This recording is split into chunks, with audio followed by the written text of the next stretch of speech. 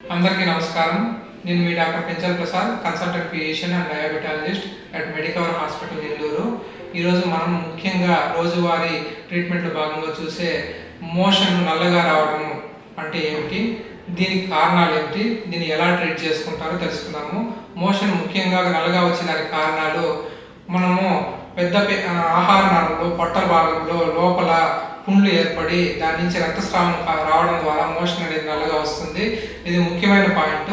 తర్వాత కొంతమంది iron tablet రోజు తీసుకుంటుంటారు, దానివల్ల కూడా మోషన్ నల్లగా రావచ్చు. కొంతమంది యాంటీ యాసిడ్స్ అనేటివి తీసుకుంటూ ఉంటారు, ముఖ్యంగా బిస్మత్ ఉండే యాంటీ యాసిడ్స్ తీసుకునే వాళ్ళకి మోషన్ నల్లగా వస్తుంది.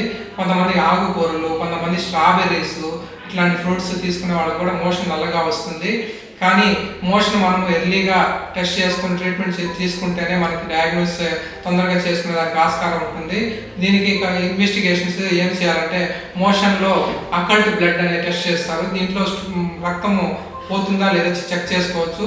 లేదా అప్పర్ జిఐ ఎండోస్కోపీ అంటే ఆహార నాళంలోకి ఎండోస్కోపీ పైన పెద్ద పొట్టలోకి ఎండోస్కోపీ పంపించి మనం అల్సర్లు ఏమైనా ఉన్నాయా, లేకుంటే క్యాన్సర్ గడ్డలు ఉన్నాయా, లేకుంటే పుండు ఉందో తెలుసుకోవడం ద్వారా మనం దీన్ని నయం చేసుకోవచ్చు.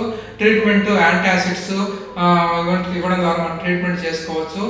మీకు ఎటువంటి కంప్లైంట్స్ ఏమైనా ఉన్నప్పటికీ తొందరగా మీ దగ్గరలో ఉన్న డాక్టర్ని సంప్రదించి ట్రీట్మెంట్ తీసుకుంటారని ఆశిస్తూ నమస్కారం.